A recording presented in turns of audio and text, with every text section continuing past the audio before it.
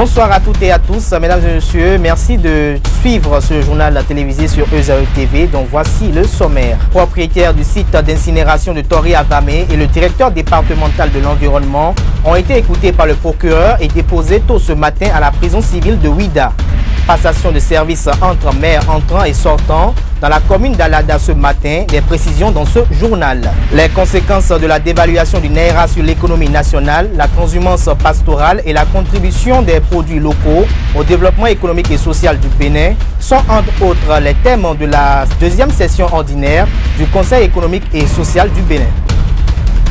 À nouveau, bonsoir. Le maire de la commune d'Alada, Michel Akle-Rintor, sera officiellement installé demain.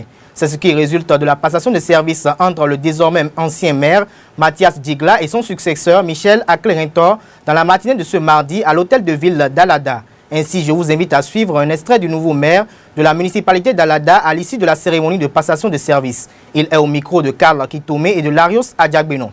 Ce mandat qui commence, je le place sous l'humilité d'abord. La solidarité, la justice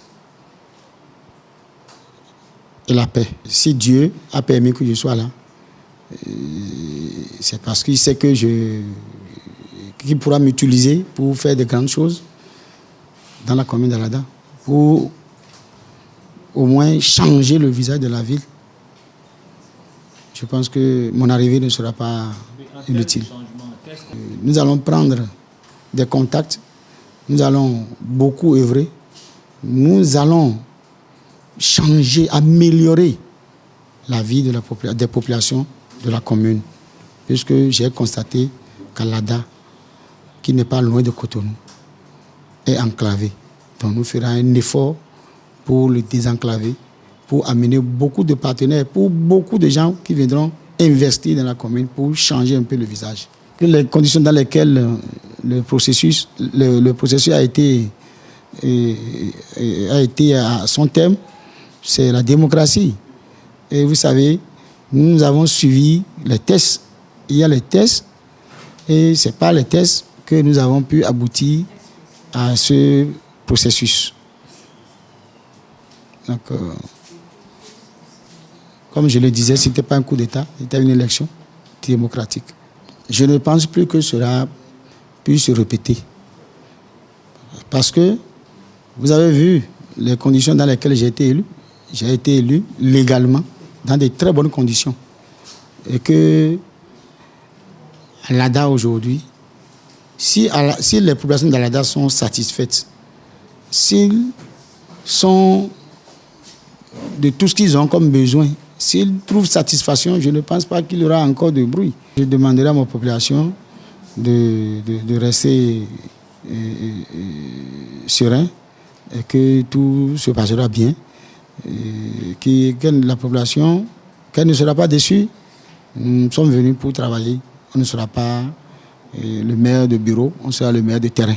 Le démarrage de la deuxième session ordinaire du Conseil économique et social du Bénin a eu lieu dans la matinée de ce jour, 27 septembre 2016, au siège de l'institution à Cotonou. Entouré de ses pairs, le président du CES Tagbé-Bian a prononcé un discours d'ouverture à travers lequel il relate les grandes thématiques qui feront objet d'études tout au long de cette nouvelle session. Le compte rendu de la séance est signé Enoch Lahadé et Billy Laibi.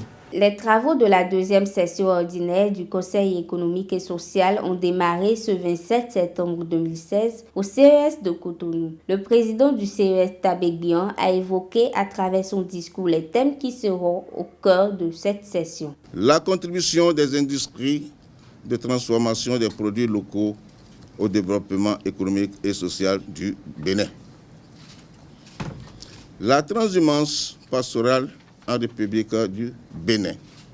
État des lieux, problèmes et approche de solutions. Enfin, la problématique de la qualité de l'enseignement dans les cours primaires et secondaires en République du Bénin. Il s'agira de finaliser les thèmes de référence, de préparer les visites de terrain, de descendre sur le terrain pour toucher du doigt les réalités et de procéder à l'audition des personnes ressources. Il a profité pour féliciter les membres du CES pour la réussite de l'Assemblée générale de l'AICESIS et s'est également prononcé sur les effets néfastes des crises économiques et sociales des pays voisins sur le Bénin. Qu'il me soit permis de vous exprimer toute ma fierté pour l'organisation réussie de l'Assemblée générale de l'Association internationale des conseils économiques et sociaux et institutions similaires tenue les 14, 15 et 16 septembre 2016 à Cotonou. Notre deuxième session ordinaire s'ouvre dans un contexte socio-économique national marqué par les effets néfastes de la crise de l'économie nigériane dans notre pays, la poursuite des réformes entreprises par le gouvernement, notamment dans le cadre de l'assainissement des finances publiques et de l'amélioration de la qualité de l'enseignement au Bénin. La situation est encore tendue au Gabon suite à la proclamation officielle des résultats des présidentielles. Tout en manifestant notre soutien au peuple gabonais, je voudrais espérer que les acteurs politiques de ce pays privilégient le dialogue afin que règne la paix, gage d'une réelle émergence démocratique en Afrique.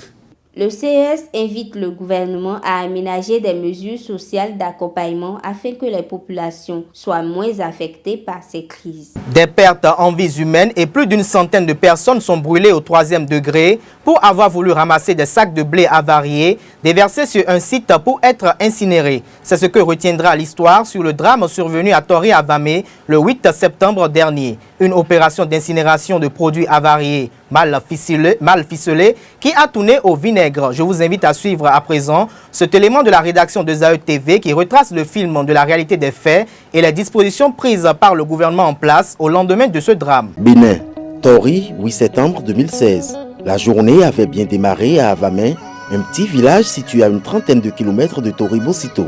Et puis tout à coup, des cris, des pleurs, des lamentations, une explosion. Une incinération mal ficelée qui a tourné au vinaigre. C'est un cauchemar. Et nous sommes encore sous le choc. Je crois que c'est la détresse totale au niveau des populations de Tori. Le ciel s'est assombri en plein jour à Avamé. Plus d'une centaine d'âmes, des pères et des mères de famille se sont retrouvés brûlés au 3e degré. Elles sont allées ramasser des sacs de blé avariés déversés pour être incinérés. Plus de 96 brûlés graves répartis dans plusieurs formations sanitaires sur toute l'étendue du territoire. 7 jours après ce qu'il convient désormais d'appeler le drame de Tori, l'horreur était encore perceptible. Sur le site d'incinération des produits avariés de l'Africaine des manutentions et assainissement, à Massarl, qui s'occupe de l'opération d'enfouissement et de destruction de produits impropres à la consommation, les stigmates de la tragédie sont encore visibles dans une atmosphère de tristesse. Des restes de chaussures de pagne, des foulards et autres vêtements brûlés sont encore visibles sur place.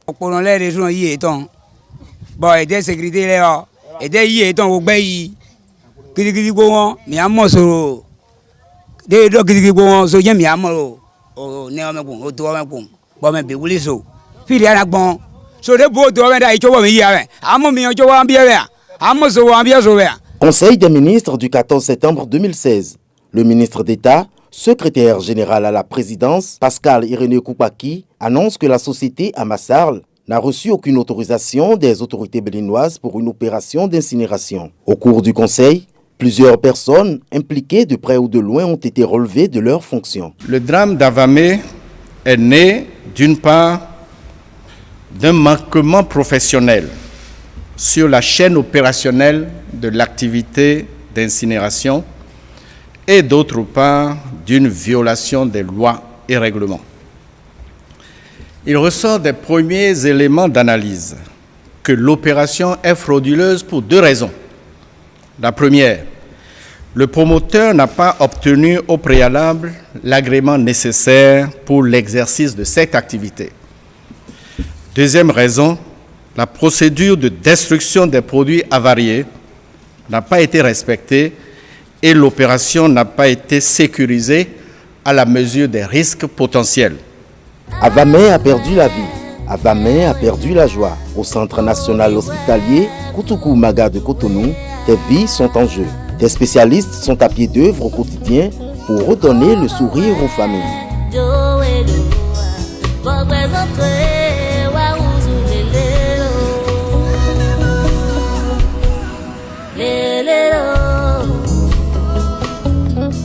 Des messages de soutien et de solidarité, des visites de délégations nationales et étrangères redonnent l'espoir aux victimes. C'est le deuil, tout est calme, 2 corps viennent d'être inhumés. Dans cette case est enterré le corps d'une dame, laissant derrière elle de petits-enfants. Je tiens à vous rappeler, comme je l'annonçais en titre, que le propriétaire du site d'incinération de Tori à Vamé et le directeur départemental de l'environnement ont été écoutés par le procureur général et déposés tôt ce matin à la prison civile de Ouida. Soulignons au passage que Avamé est un petit village dans la commune de Tori-Bocito qui est dans le département de l'Atlantique. Parlons à présent de la pré-rentrée, des préparatifs de la rentrée académique prochaine 2016-2017. La pré-rentrée a démarré dans la plupart des écoles sur l'ensemble du territoire national. À cet effet, ESAE TV s'est rendu dans un collège d'enseignement général de la place afin de constater l'effectivité de cette pré-rentrée. Bernice Loco pour le reportage. Pré-rentrée 2016. Nous sommes ici dans le collège d'enseignement général d'Akpakpa Centre de Cotonou. Même si la cour paraît déserte, les élèves viennent s'inscrire. Pour eux, la rentrée se prépare bien. En fait, moi, je prépare bien la rentrée car pendant les vacances, j'ai pris mes cahiers de l'ancienne année pour réviser ce qui sont dedans, ce qu'on a déjà pris pour l'année passée. Donc j'ai révisé un peu, en plus on m'a pris un maître d'études. Après rentrer pour le moment, je suis là pour voir si tout est déjà prêt. Et à ma bonne constance, j'ai vu que les professeurs sont déjà là. Et qu'apparemment, d'ici lundi, tout sera prêt pour la rentrée même. Je prépare la pré-rentrée très bien. Je sais que j'aurai le bac puisque je suis en train de le préparer depuis les vacances. Oui, j'ai déjà tout acheté. Je crois que cette année, ce sera le succès. Malgré la morosité économique actuelle, les parents d'élèves affirment avoir pour devoir d'assurer l'éducation de leurs enfants. Bon, on est en train, surtout avec le temps est un peu dur, vous voyez, mais on est en train, ça va aller. Les fournitures ne sont pas tellement chères comme ça par rapport à l'année passée. C'est toujours les mêmes choses. Ouais, c'est toujours les mêmes choses, mais le temps est un peu dur. À en croire les autorités administratives du collège, tout est fin prêt pour le démarrage effectif de la rentrée scolaire prévue pour le lundi 3 octobre. Comme vous le voyez, nous sommes en train de nous affairer, de mettre les emplois du temps au propre. Les dispositions sont en train d'être prises pour que la rentrée soit effective à partir du 3 prochain. La pré-rentrée se déroule bien, tout est prêt. La pré-rentrée a eu effectivement lieu dans le collège. D'accord, le nettoyage a été fait. Les salles sont déjà prêtes pour accueillir les élèves. Les uns et les autres œuvrent pour une bonne rentrée apaisée. Et oui, comme le disait un parent d'élève dans l'élément précédent, la morosité économique actuelle inquiète plus d'un. À cet effet, je vous invite à suivre un extrait de Valentin Djenotin, ancien ministre de Boniaï, aujourd'hui député à l'Assemblée nationale. Et il passe au pays fin la situation économique qui prévaut actuellement, et ceci dans plusieurs secteurs. Depuis quelques mois, je constate qu'il y a une régression au niveau des activités portuaires. Je constate qu'il y a une désaffection par rapport à la fréquentation de notre port. Je constate que notre port n'est plus attrayant, n'est plus compétitif. Et lorsque nous interrogeons les statistiques, nous remarquons qu'il y a effectivement une baisse d'activité. Et par conséquent, une baisse de ressources douanières. Aujourd'hui, la remarque est quoi? La plupart des grands commerçants, en dehors des Béninois, ont commencé à rentrer. C'est normal, ils sont venus chercher de l'argent. Mais à voir la chute des activités, ils rentrent. Les Libanais, qui sont les plus nombreux, et j'enchaîne comme ça avec la question des véhicules d'occasion, qui sont les plus nombreux dans cette filière, vous allez constater que la plupart sont partis. Et en dehors des véhicules d'occasion, ils sont également dans d'autres produits au niveau du Dantokpa. Vous allez à Dantokpa, vous allez constater que la plupart des magasins sont fermés, totalement fermés. Certains ont été légués aux Béninois, mais qui n'ont pas la même surface financière pour mener ces activités, qui vont permettre à l'État béninois d'engranger des recettes fiscales. Au niveau des véhicules d'occasion, pour mémoire, je peux vous dire, il y a un travail énorme à faire au niveau de la filière. Il faut effectivement que l'on travaille pour assainir la filière. Donc, contrairement à ce que certains pouvaient penser, nous ne sommes pas du tout contre l'assainissement. Mais il faudrait que ce soit un assainissement total, sans réserve. À ce niveau, je peux vous dire que nous étions partis à un moment donné jusqu'à 28 000, 30 000 véhicules. Mais aujourd'hui, à l'heure où je vous parle, le mois de juillet n'a enregistré que 7 000 véhicules. Vous voyez la chute. Et les recettes au niveau des véhicules d'occasion, les recettes douanières, ça fait également pratiquement 50% des recettes globales de la douane dans notre pays. C'est pour cela que j'exhorte le nouveau gouvernement à prendre cette question du port au sérieux, et d'encourager la production locale, surtout la production vivrière. Nous avons en temps même pris des engagements avec la FAO.